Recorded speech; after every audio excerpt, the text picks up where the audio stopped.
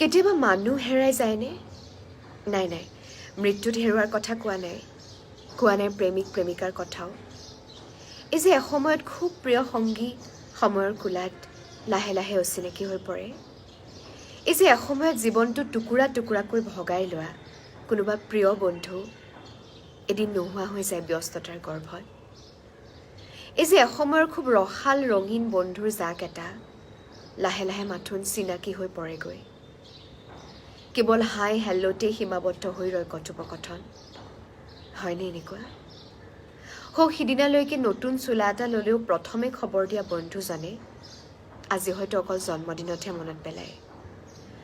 সিদিনালৈকে দিনটোত এবাৰলৈ লগ কৰা বন্ধুজনে হয়তো আজি ফেচবুকৰ ফটোতহে আপোনাৰ মুখ দেখা পায়। সিদিনালৈকে যাক বেলেগে আপোনাৰ খবৰ সুধিছিল আজি হয়তো তেওঁ নিজেও আপোনাৰ খবৰ নাপায়। দুখ নাই কাৰো, এয়াই বাস্তৱ, এয়াই সময়। আমি আগুৱাব লাগিব, নতুনক আদৰিব লাগিব, ৰৈ গ'লে নহ'ব।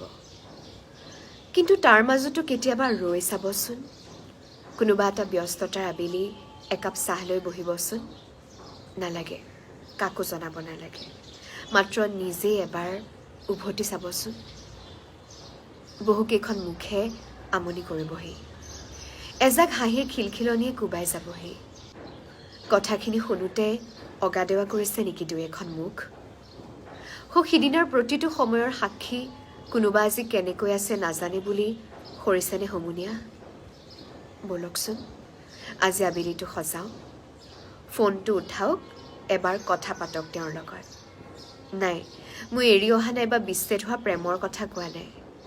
কৈছোঁ হয়তো আপোনাৰ প্ৰিয় বন্ধু নাইবা বান্ধৱীৰ কথাহে।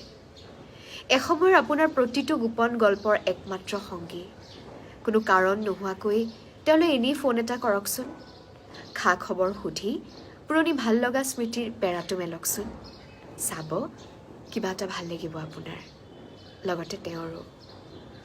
সময়ে আমাক খুব নিষ্ঠুৰভাৱে আগুৱাই নিয়ে। কিয় জানেনে? কাৰণ আমি সময়ক সুযোগ দিওঁ। কিন্তু কেতিয়াবা সময়ক ৰ'বলৈ দি চাবচোন, বুকুখন বহুখিনি পাতল হ'ব। পাৰিলে এতিয়া এবাৰ পুৰণি কাৰোবাৰ লগত কথা পাতিব, কাৰণ নতুন যিমানেই নাহক পুৰণিৰ দৰে আমাক বুজি কোনেও নাপায়। মনত ৰাখিব, বৰ্তমানৰ কুৎসিত ৰূপটো কেৱল অতীতেহে সুন্দৰ কৰিব পাৰে। আবেলি বেলি ঘূৰাৰ সময়ত এবাৰ আপুনিও ঘূৰি চাওকচোন। চাব আকাশখনৰ দৰেই ৰঙীন হৈ পৰিব মনটো। কথা কৌশিক নন্দন বৰুৱা, কণ্ঠ তন্বিতা ভাৰদ্বাজ। ধন্যবাদ।